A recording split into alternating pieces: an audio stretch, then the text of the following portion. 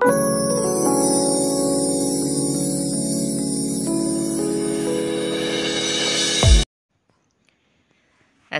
আলাইকুম ভিউয়ার্স, আপনারা সবাই কেমন আছেন?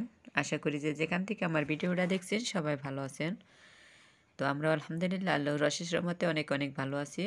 তো আজকে আপনাদের মাঝে নিয়ে আসলাম একটা রেসিপি, সেটা হলো সেমাই পিঠা।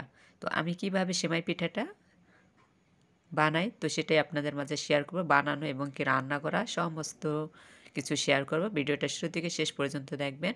তো প্রথমে হচ্ছে আমি আটা চাল মানে আতপ চালের গুঁড়াটা হচ্ছে সিদ্ধ করে নিয়েছি।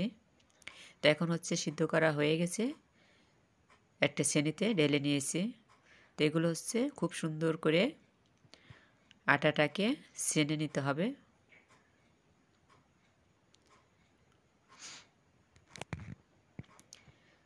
তো গুঁড়া চাল কিন্তু বোঝাই যায় না যে কতটুকু হয়। তো আমি কিন্তু বুঝতে পারি না এতগুলো আটা হইবে সিদ্ধ করার পরে।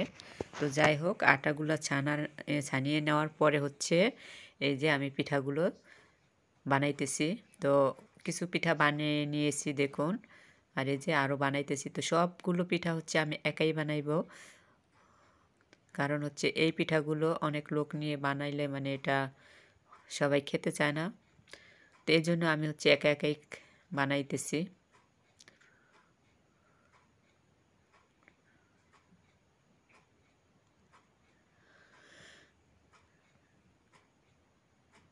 তো এই যে ছড়াগুলো সেমাই পিঠার জন্য যে ছড়াগুলো লাগে, তো ওই ছড়াগুলো হচ্ছে আমার মানে ছেলে আকাশ। তো ওরে বলছি আমি হাত সব সাবান দিয়ে খুব সুন্দর করে ধুয়ে পরিষ্কার করে তারপর হচ্ছে আমার ছড়াগুলো বানিয়ে দাও, আমি হচ্ছে পিঠাগুলো কেটে নিই। কারণ ও তো আর ছোটো না, ও ক্লাস 6-এ পড়ে, মাশাল্লাহ দিলে। তো সবই বুঝে যে তুমি যদি ছড়াগুলো করে দাও তাহলে আমি পিঠাগুলো তাড়াতাড়ি কেটে নিব। তো এই যে হচ্ছে পিঠাগুলো আমার বানানো হয়ে গেছে দেখুন, মাশাল্লাহ খুব সুন্দর হয়েছে পিঠাগুলো।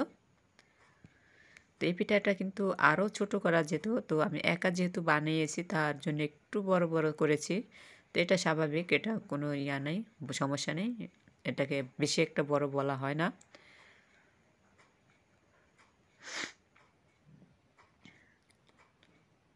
তো সবগুলো পিঠা বানানো হয়ে গেছে, এখন হচ্ছে আমি পিঠাগুলো রান্না করে নিব। তো এই পিঠাগুলো বানিয়ে রান্না করতে করতে হচ্ছে আমার রাত 11:30 12টার মতো বেজে গিয়েছিল। তো এই যে এখানে হচ্ছে দুধ জাল করে নিচ্ছি আর কি, দুধ দিয়ে দিয়ে চিনি দিয়ে। তো এখানে হচ্ছে আমি আজকে কোনো গুড় ব্যবহার করব না, শুধু চিনি দিয়ে রান্না করব।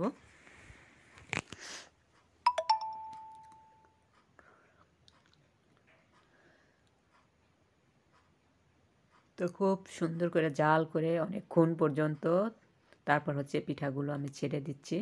তো এই পিঠাগুলো মানে দুধের ভিতরে দেওয়ার নিয়ম হচ্ছে পিঠাগুলো অল্প অল্প করে দিতে হবে, আর পিঠাটা বলক এসে পিঠাগুলো ভেসে উঠবে, তারপর হচ্ছে আবার কিছু দিতে হবে। তো আপনি যদি একসাথে পিঠাগুলো দিতে যান তাহলে কিন্তু পিঠাগুলো দলা বেঁধে যাবে এবং কি ভেঙে যাবে, মানে আস্ত থাকবে না। তো অনেকেই পিঠা বানান, তো এই নিয়মটা কিন্তু অনেকেই আবার জানে না, এর জন্য আমি আজকে বলে দিলাম। তো এই যে দেখুন, আমি কিছুক্ষণ পর পর এই যে এক মুঠ করে পিঠা ছিটিয়ে ছিটিয়ে দিচ্ছি, আর বলক এসে পিঠাগুলো ভেসে উঠছে, আবার হচ্ছে কিছু পিঠা দিয়ে দিচ্ছি। তো এভাবে করে হচ্ছে আমি সবগুলো পিঠা দিয়ে দিব। তো একসাথে ঢেলে দিলে তাড়াতাড়ি হতো, কিন্তু পিঠাগুলো জমাট বেঁধে যেত। তো এই পিঠাটা দেওয়ার নিয়ম হচ্ছে এটা। তো এইভাবে যদি আপনারা পিঠাটা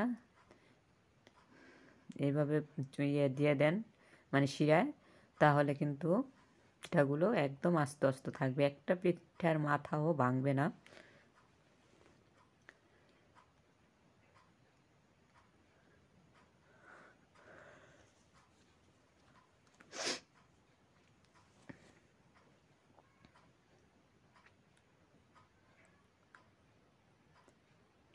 তো ধোয়ার কারণে স্পষ্ট দেখা যাচ্ছে না, পিঠাগুলো ভেসে উঠছে। তারপর হচ্ছে আমি আবার কিছু পিঠা দিয়ে দিচ্ছি। তো দেখুন কি মানে অনেক ধোঁয়া, তো ধোঁয়ার কারণে দেখা যাচ্ছে না।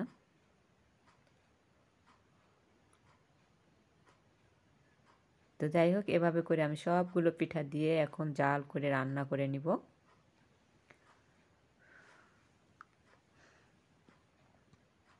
তো সব পিঠাগুলো আমার দেওয়া হয়ে গেছে, তো কিছুক্ষণ জাল করতে হবে।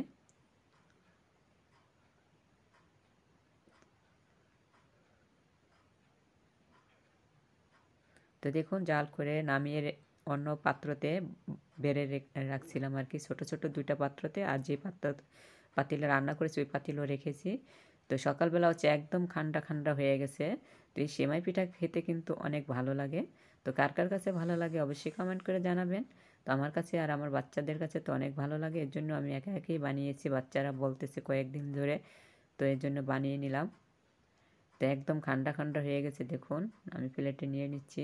তো আমি অল্প করে নিয়ে নিচ্ছি, কারণ হচ্ছে পিঠা মিষ্টিটা আমার বেশি একটা পছন্দ না। তো আজকের মতো এখানেই বিদায় নিচ্ছি। আপনারা সবাই ভালো থাকবেন, সুস্থ থাকবেন। আল্লাহ হাফেজ।